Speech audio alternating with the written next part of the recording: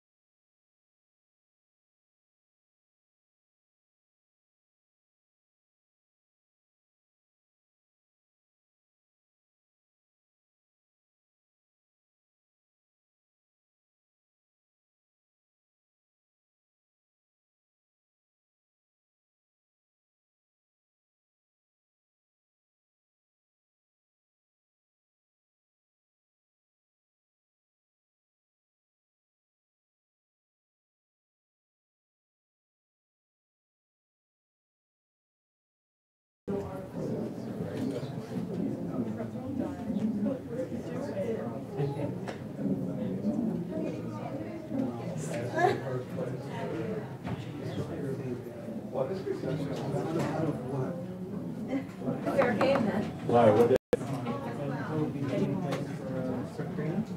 No, I wish. Maybe that'd be a fun. And I'm actually terrible. I'm actually terrible. My friend in Fort Myers, so they're trying to get him to the old Red Sox stadium. I really should.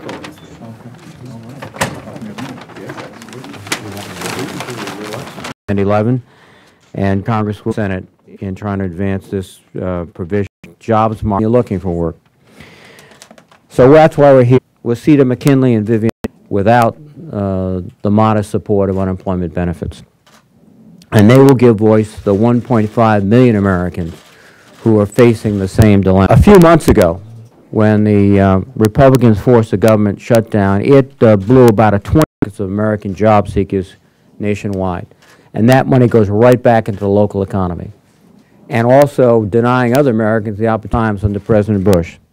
It simply asks that job seekers today, when the national unemployment rate is roughly 7%, it's 9% in Rhode Island, to have the same type of help and assistance they received when this recession began. When President Bush initiated this program, the unemployment rate was about 5.5%. It's still much higher than that, and yet there are many, particularly Republicans, who say, we're not going to do it. The other issue here is long-term unemployment is twice as high as at any other time in an economic emergency like this. Twice as high. And that's particularly the population that is served by extended unemployment benefits. And so this is not the time to stop these benefits. We've got to move with the same sense of urgency, both to create jobs and to help those people looking for jobs, as we've shown in other areas. It's been nearly 3 weeks, 20 days, since the emergency unemployment insurance expired. And I'm dismayed, and the vast majority of Americans are dismayed with the Congress, who can, in many cases, protect large corporations, but in this case, can't find a way to help struggling Americans look for a job. We're not going to give up. We're going to keep at it, and we're going to try to work on a bipartisan basis with those people like Senator Heller, Senator Collins, Senator Portman, who want to move this program forward, and we're going to work as hard as we can.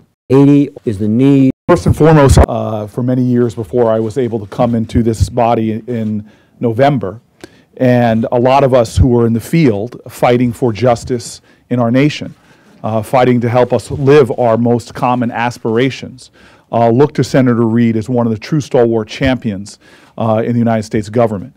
He has become very quickly, more than he probably knows it, an important mentor of mine when it comes to causes of compassion, of concern, and of practicality and common sense. And so I'm very grateful to have been invited here today to be a part of this press conference for that reason, that this is common sense. If you look at the Congressional Budget Office, they say that investing in unemployment insurance actually helps to secure our economy. They say it's one of the best ways to invest in our economy during a time of economic weakness is to invest in those people who want to work, who are looking for work. That not only does it help those individual people, but in parts of our country that are still struggling, it helps small business, it helps to generate jobs. This is common sense. But it is more than that. Not only does it make economic sense, not only is it common sense, but it also represents a moral urgency. I've looked over the last 2 months I've been in office and recently have been seeing the most gut-wrenching letters and tweets and Facebook posts come in from my community, all over my state. There are so many New Jerseyans that are affected by this. Right now, it's over 90,000 people in my state. But when you say 90,000, please understand that these recipients also have families. And so that number is a multiple of that because it is affecting our children as well. And if we do nothing, That number in my state alone will go up to close to 250,000. It'll go up to 4.9 million people in the United States. I want you to listen to some of these voices. I know we have the eloquent testimony coming behind me of people that are experiencing this directly, but for me, from the shore area to the Delaware River, from the mountains of Sussex County to the Delaware Bay, from the highlands to the pinelands, all over New Jersey, you're hearing the same call to the consciousness of our country, of our leadership. Here's one from Jerry in South Plainfield. I've been out of work for 8 months on unemployment insurance, back in school, and have been searching for a job since I was laid off. I am not lazy. I resent those folks making generalizations that all unemployed are lazy. I've paid into unemployment insurance my entire working life so that it's there for me now, that when I need it, until I can get a job. Those of us that are on long-term unemployed are looking and want a job that allows us to provide for our families. In a nation right now where there are 3 people looking for a job for every 1 job opening, any indication that someone who is on unemployment insurance and looking for that extension is lazy is not only an offense to the consciousness, it is also untrue. The last one I'll read is from Danielle in Keensburg. I am a college graduate with over 15 years of corporate experience and have been out of work for 8 months. I've had to prove to the unemployment offices since my first week that I've applied for at least 3 jobs a week. I've applied for well over 100 jobs and still cannot find work. I've even gone back to school to get certification in another area, and I'm starting vocational school in a few weeks to learn even a new skill to find a job. I wish I could just take any job, like people suggest, but I have a mortgage to pay, student loans, and childcare for my 2-year-old.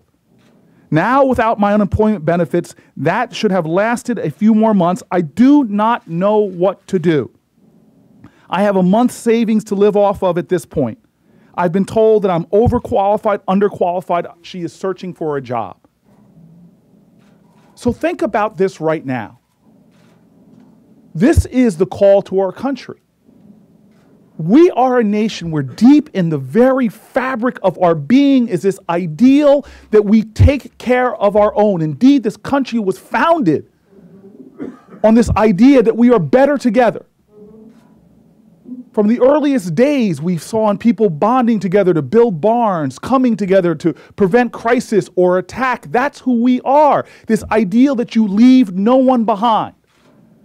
This African ideal that's in the American culture that says if you want to go fast, go alone, but if you want to go far, go together. We have gone a long way together, Republican and Democrat together, right and left together. That when good, hard-working, working people are looking for jobs and are unemployment, we extend it. And the words of Langston Hughes are so appropriate now. This country of ours, with this culture, with these ideals, the words of Langston Hughes are perfect. He simply says, oh, let America be America again. I want America to be America again, the country of Johnson and Nixon, the country of Carter and Reagan, the country of Bush, of Clinton and Bush. Leader after leader, party and party, all stood up to say, we are America, we take care of our own, we will be there for people in a crisis, be it a foreign attack, be it terrorism, be it an attack from Mother Nature, we will stand up for Americans in crisis, be it a downturn in the economy. We cannot allow the culture of our country to change in this mendacious environment we have here in Washington, where too many are now saying all kinds of excuses not to do the obvious and right thing. We cannot allow this community of compassion, this country of caring, to turn into a crass cauldron, a cacophonous environment where we don't care about each other. So for the sake of my state and this nation, I know there are hardworking people in Congress who feel passionate like I do. And I will return to New Jersey on this recess because it is offensive to many people to look at their Congress leaving. But I'm going to join so many other senators and congresspeople going back to my district, as we have already, to amplify the voices of individual Americans and bring them back after recess. And let us have a chorus of community calling to the consciousness of our country so that we do the right thing, do the American thing, honor the traditions of Republicans and Democrats of past, and extend unemployment insurance. Thank you. You can applaud.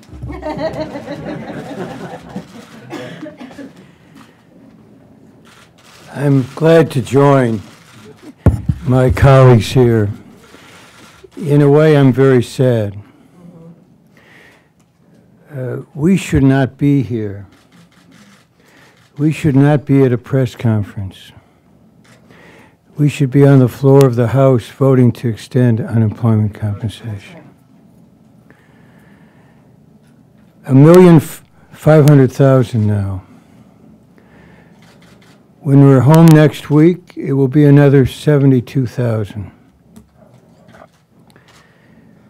In this country, we don't leave people behind. These numbers are people who are mostly invisible. If their stories were known, I think we would have acted. And we're going to go home this week with your help and make sure that the voices increasingly are heard. Just a couple headlines that I read. From Major Garrett, his story. The quote on the headline is scary. Falling behind, and nerve-wracking. Another headline, cutoff of extended unemployment benefits leaves many Americans with bleak options. That's not our country. That's why we're here today. And I want to emphasize, we're not here because of November of this year. We're here because of the here and now. The here and now. 1,500,000. Next week it will go up to over 1,600,000. So I want to close with this statement. This cannot happen in this country. This cannot happen or continue to happen in the United States of America. Since the Great Depression, we have never had such a high percentage of long-term unemployed. It's now 37+% of all the unemployed. People looking for work, desperate. And is the American answer a cold shoulder? The answer must be no. It must be no. So the Senate comes back the week after next. Senator Reid has said it's going to be brought up. We're going to do our job this next week, every one of us, everywhere, to let the invisible become visible to our colleagues. And if that happens, I have to believe that enough of us have within us to step up to the plate on this. There really is no alternative for our nation. Barbara Lee's next. We've been working so closely together. And for us, there's immense emotion in this because we've talked to the unemployed. And for us not to respond would be a disgrace to our beloved nation. Barbara. Thank you very much, Congressman Levin, Senator Reid, Senator Booker. It's really a shame that we have to be here today. But I also want to thank all of you for your bravery, your boldness, and your ability to come stand with us today, because your voices are the voices that this country needs to hear very powerfully. And your presence here today, I think, will help us break through. A couple things I'd just like to say. First of all, January 8th, we remember the legacy of Lyndon Baines Johnson. With Linda Johnson-Robb, her presence here reminded us of the Great Society and the fact that many, many, many initiatives which were begun under President Johnson's presidency, the Great Society, are still helping people become and live the American dream. Unemployment compensation has kept many, many people from falling into the ranks of the poor. That is a fact. Also, in addition to the extension of unemployment compensation being the right thing to do, it's the American thing to do, it's the morally correct thing to do, it's the economically prudent thing to do. For every $1 in for every $1 on unemployment compensation, we receive, what, $1.55 back in economic return. 200,000 jobs are created. I mean, for those who really have a blind eye to the real human impact, they ought to at least look at what the economic impacts are of extending unemployment compensation. Here we have, I believe, increased and given the Pentagon an extra $5 billion this year in the omnibus bill. My gosh. You know, we can't afford to support people who are living on the edge now, who have no way of supporting themselves while they look for a job. And I think everyone has talked about the fact that the majority of the unemployed want to work. We know that. You want to work. Demonizing, and I think this must be a tactic now that they're beginning to use, is to try to demonize people who need that bridge over troubled water from our government by saying and by trying to depict people who are unemployed as being shiftless and lazy and not wanting to work. Well, I know for a fact people want to work who are unemployed. They want to work. Like all of us, I have been with many of those individuals who have lost their unemployment compensation as a result of this callous decision not to extend it. I was at the Private Industry Council in Oakland in December talking to people who are unemployed. Not only were people worried and the psychological effects of not knowing what's going to take place and not believing that our country was going to live up to them was devastating. But also what I saw, people sitting at computers, lines waiting to use computers to conduct job searches. These are people who now this week have lost their checks, and they were there in December desperately looking for a job. And so we know good and well that people who are on unemployment are people who want to work. Our job is to create the jobs, to create the good paying jobs so that we will have a full employment society, and that's what we need. But until we do that and until we figure it out, we have to remember that our values as Americans remind us that we are our brother's keepers, we are our sister's keepers. And so until that day that we can make sure that our country invests in putting people to work, we at least have to provide that lifeline and that bridge over troubled waters. And so I hope next week all of us, you go back home, and I remind my Republican colleagues in the House, because we still don't know if the Speaker will ever bring up a bill, but we remind them that it's not only Democrats who have people in their districts who are unemployed and who have lost their unemployment compensation.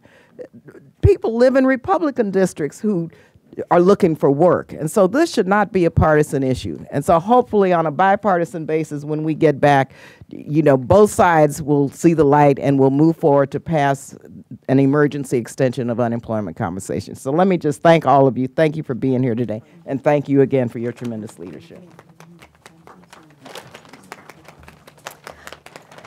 Good afternoon. My name is Judy Conti, and I'm with the National Employment Law Project. First I want to say what an honor it is to follow these great leaders, and I am so in awe of their passionate fight for the people they represent, both in their districts and in their states, but really in the country as a whole. I am here on behalf of a large group of passionate, shameless, tireless advocates, on behalf of the 1.5 million and growing unemployed people who no longer have a safety net, on behalf of the 50,000 people who have signed the petitions you see here, collected by the AFL-CIO, by MoveOn.org, USAction, and the Philadelphia Unemployment Project, who brought workers here today. I am here on behalf of the majorities of American voters from all walks of life, from all political parties, who all agree that it is Congress's duty to extend these unemployment benefits for the long-term unemployed in this country. We have an average duration of unemployment of 37 weeks in this country right now, yet no state offers more than 26 weeks of benefits. So what are we going to say to people who are out there looking for jobs that don't exist? Sorry, you're on your own? People have said far more eloquently than I ever can, that's not what America's about. That's not what we do. We take care of our own. Just last night, we heard from a single mom of a 12-year-old son in Connecticut who called us crying. This is a woman we've spoken with before who has shared her story with media, who is a rock. And she called in tears because it's now 3 weeks without benefits. She's about to lose her apartment. She can't pay her heating bills. She said, sobbing, I can go 3 days without food, but what about my son? I can't do that to my son. She went to her local social services agency yesterday, and the line was so long, she couldn't even get in there before the doors closed for the end of the day. She was sent home with paperwork to fill out and told to mail it in. This is the story you're going to be hearing across the country increasingly as people have no other lifeline. This is a program that kept over 2 million people out of poverty last year, more than that in previous years when it was a more robust program. Are we willing to throw those workers, their families, their children under the bus like this? This is not the America that the people in this room represent and that these workers represent. So, recently we've heard a lot of people in Congress from both sides of the aisle talk about how important it is to extend these benefits. The press reported widely last week how there was a memo sent around to certain people about how to talk about the unemployed with compassion. Well, I would say to them, talk is cheap. If you really have compassion for the unemployed, there's one thing to do. Stop putting up procedural hurdles for a vote on this bill. They asked for a pay for, they got a pay for, and one that was suggested by Republicans. They asked for reforms to the EUC program and to the UI program, those were offered. They asked for amendments, they got as many amendments as they wanted. When I was in school and learning about negotiations, one of the things I learned was when you get everything you want, say yes, thank you. So it's time to stop just talking, because talk is cheap. We need your actions. Every member of Congress that has not given their full throttled support to this desperately needed UI extension, it's not about your talk, it is about your actions. And in a country that prides itself on its Judeo-Christian values, this is no way to embody those values. I now have the honor of introducing to you the people you really need to hear from, the most important people at this event who can tell you their stories. You'll hear from Wasita McKinley and you'll hear from Vivian Geiger, and their stories are the reason why all of us are here, why all of us are going to keep fighting next week, the week after that, the week after that, and the week after that, until this is done, because we have no other choice. So I thank you for coming. I thank all of the fellow advocates in this room, especially for standing with all of the long-term unemployed, because they are the reason we are here today. Thank you.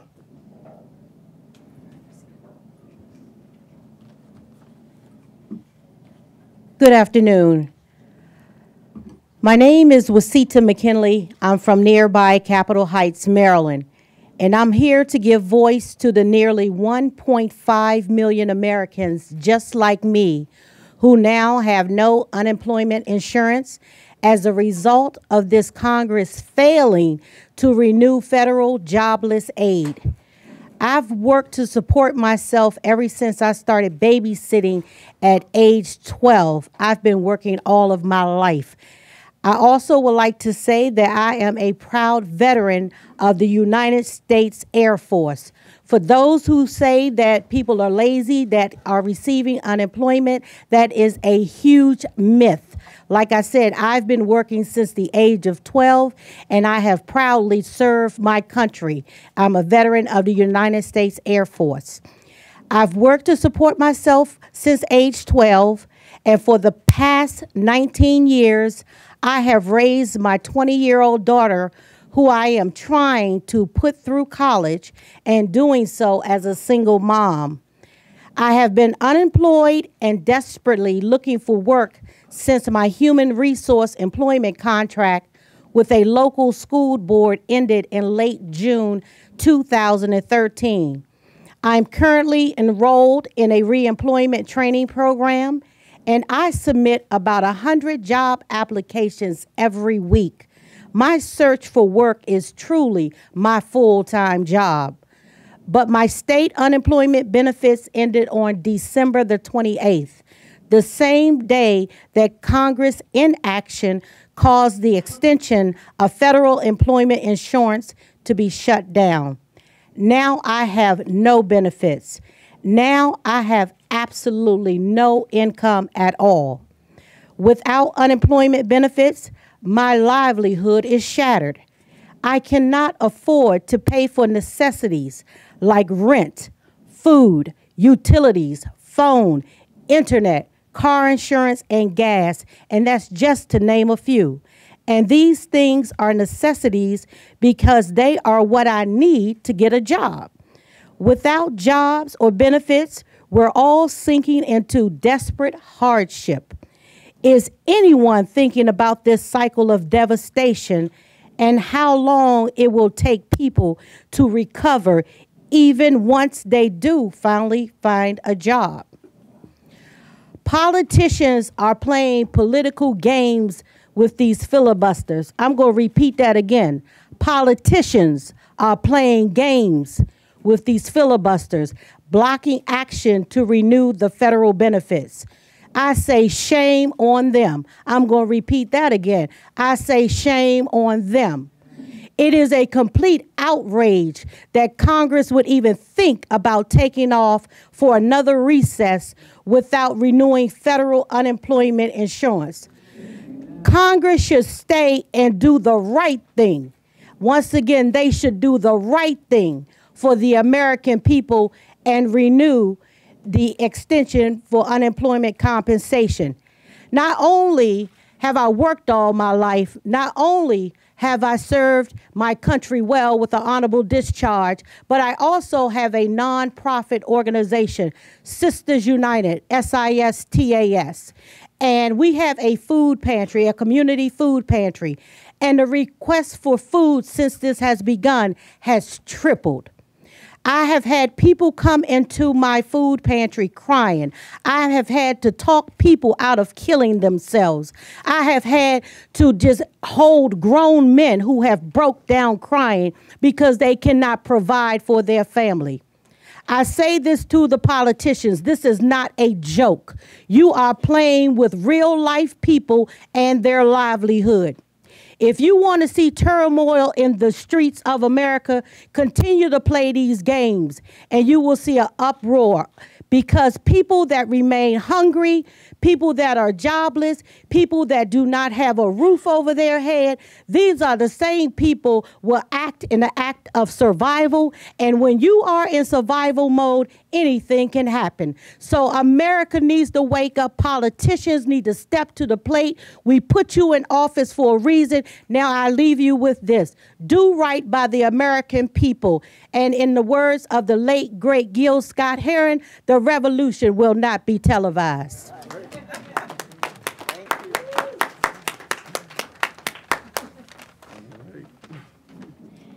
Moving verse. My name is Vivian. I live in the Philadelphia area. Forgive me, because that was very touching. As a result of unemployment ending for me, I am faced with having to live with a family member. If my family member did not open their door to me, I would possibly be homeless. The unemployed have been given a name that because we have been unemployed more than 6 months, maybe we're unemployable or even lazy. I worked at my prior job for 13 years as a case manager. Before that, I worked at Core States Bank 18 years. And on the weekend, I worked as a security guard. Prior to that, I worked at Ross Security full-time for 1 year and 6 months. And before that, I worked full-time Globe Security for 1 year. Before that, I worked at a factory full-time for 9 months. This is my first time ever receiving unemployment benefits. I have been receiving the benefits a little over 1 year. I have been submitting countless applications, searching the internet, as well as social media, and calling on the phone. It was only for me just the one interview. I did not get the job and was not successful with the other companies either. As a result of my unemployment benefits being terminated, I will not be able to purchase any necessities. I will also have to call all creditors and explain to them I will not be able to pay my debt to you. I am asking Congress to do the right thing and to sign the budget to have the unemployment benefit extended.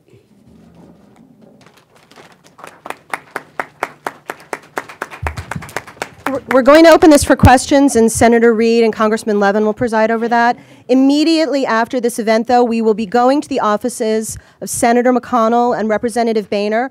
We'll be delivering these petitions, which are a mere fraction of the petitions collected by the Democrats, close to 500,000 additional people signing their name, telling their congressman to put this to a vote, because we know when there's a vote, it will pass. Thank you. Questions? Anybody have any questions? Maybe it's too compelling for anybody to have. No, I think the eloquence of Vivian and everyone has been so impressive that we've sort of tamed the usual question. Tom, you have a question, though. Senator, a couple of days ago, many of us went to news conference, Republicans, Senate Republicans, and they laid the blame at the foot of No. is that they had a plan that was extended to 3 months that had offsets, and many of the offsets were based on Democratic candidates. Could you help explain to us why Republicans and Democrats seem to be talking past each other on this issue? Well, I think it's good to put it in context. Senator Hill and I, on a bipartisan basis, introduced legislation that would have, at least for 90 days, unemployment compensation benefits that would keep people whole, unpaid for. Give us the time to work through all the technicalities and all the difficulties of finding offsets, et cetera. And it became clear that that would not garner 60 votes. And so we went forward and said, let's respond to the Republican concerns. We looked at the concerns. One is to pay for it. We came up with a pay for. Then we said, what's the other concern? So we can't use tax revenues, so we're going to use non-tax revenues. And we want to make it also longer term, because it's no sense of changing the system, presenting it to the states, and the states saying to us, for 3 months, it's not worth us to make that investment in these changes in a new system, et cetera. We went, I think, way towards the middle and beyond. And the additional thing is we responded to what we always hear from the other side. It's got to be paid for and no taxes. That's exactly what we did. They came back with a proposal that said 3 months fully paid UI, and then we're going to deal with another very important issue from the defense side, which was the fixing of the retirees' COLA, which has to be done. But that doesn't become effective until December 2015. Every week we're seeing 70,000 people lose their benefits. The crisis in unemployment is now.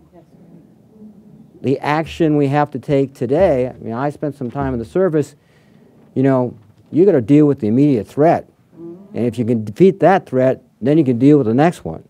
And we want to deal with both these issues. And in addition, they were moving, a lot of their pay-fors affected mandatory domestic spending that helped in terms of unemployment, but also went to pay for a DOD, a Defense Department item. And we have always, in the last few years, tried to say, listen, let's make sure we deal with defense issues with defense funding and domestic issues that, you know, take the pain on both sides. So for many reasons, we thought at least we could come up with the 90-day unpaid for, so we could work through this. It was a principled proposal. Senator Collins and her colleagues did it in good faith, but it was not going to, I think it was not going to be the one that would work. And I was very disappointing because, as all my colleagues have said, you know, we shouldn't be here and we shouldn't be going back to the district without these benefits. In the Senate, we could have passed at least a 90-day extension a few days ago and sent it to the House, and we could go home and think about how do we pay for it long term. There are, as I said, many of my colleagues on the other side sincerely want to deal with this problem. We think we've come a long way. We're hoping that we can come together, and we're talking, and we hope we can get it done. But while we're talking, that's what's so frustrating about it, at least not adopting the 90-day emergency provision. While we're talking, I don't have to tell you, people are desperate. You listen to these are hard-working people. All they've asked for is a chance to work, and they're looking for a chance to work. And when they can't do that, they're asking for a little help. About $300 a week is the average benefit. But that allows people to pay their rent, pay their heat, and we should at least do that. Oh, yes. Yes, sir. The whole pay-for argument, a lot of people find disturbing because a lot of the discussion is asking other people who are struggling, other people who have need, to pay for, at the end of the day, these unemployment benefits. I know that at the end of the day, you have to cut a deal with intransigent Republicans. But in the meantime, what keeps you from taking a stronger stand and saying some struggling Americans should not have to be the ones who pay for the struggles of other Americans? I know Sandy or Barbara might want to make a comment. I'll make a quick comment. What you're describing is the rob Peter to pay Peter phenomenon. And that doesn't make a lot of sense. And one of the issues that came up was exactly that. The pay-for that was being offered would actually take cuts from things like job training programs, the administration of the block grant, programs that are helping the same people who are struggling right now. Those people in line at that social service agency that was talked about by Cory Booker. I think you talked about the line, or someone talked about the line. They're looking, you know, we're taking from them to give to other people in line. That doesn't make a lot of sense to me either. Let me also say something too, and Barbara Lee was very clear, and Cory and Sandy. This is not just the right thing to do. This is a smart economic thing to do. 200,000 jobs we will not see materialize if we don't do this. Last year's unemployment compensation benefit extended was unpaid for. 200,000 jobs approximately were generated. That's the typical metric. So we would have been 200,000 jobs less last year. That's on average monthly job growth last year. That's not, I mean, if you want good economics, if you want good growth, if you want to grow the economy so you don't have to have unemployment benefits, then this is a program that'll help. Sandy, your comment. Just briefly, the two senators, Reid, proposed the way to proceed, to provide for 3 months without an offset. We offset, as was said, for a year. We extended without an offset. And then we'll sit down and talk about the long term. One proposal was, no, we need to offset 3 months by essentially penalizing children of this country who are citizens. That was the proposal. That's worse than robbing Peter to pay Paul. So I think, let me put it this way. We're determined to create the understanding in this country so that when members come back a week from Monday and Senator Reid brings forth the bill, whatever day it is, you two may have the inside information, but it will be that week, that enough Republicans will join Democrats to pass a 3-month extension, not being offset, and sit down and talk about the longer run. And I want to say just a word about the critical nature of this. If the Senate Republicans, enough of them, will step up to the plate with our colleagues here and pass it and send it to the House, I think the pressure on the House will be so strong that we'll pass it. I think what my colleagues, the Republicans in the House, fear most of all is that the Senate will pass it. Because they know if that happens, how are they going to block it when you have, by then, it's 1.5 million next week, 70,000 added, and then the next week another 70,000. And they will have gone home, and if they'll be serious about talking to the unemployed, I think enough Republicans will decide that this isn't America. They're going to have to provide enough votes. And I just want to emphasize, it's the here and now that matters. There are some people who are trying to talk about what will be the impact on November. What we need to look at is the impact in January and February on 1.6 million people. So I think that's the answer to this question of an offset. Let's get it done for these 3 months retroactively, and then we'll talk about the longer term. Okay? I just want to add that this is an emergency. It's an emergency, and the majority of the times that this has been extended under Democratic and Republican administrations and Congresses on a bipartisan basis, it's been extended because it's an emergency with no strings attached. And that's what we're talking about, and that's what needs to happen.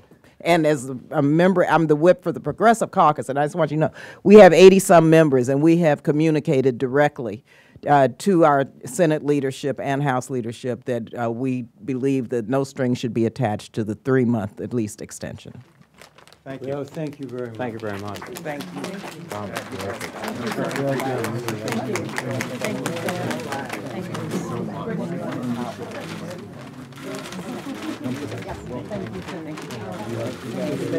Anybody who would like to join us as we go to Senator McConnell and Representative Boehner's office is very welcome to join us.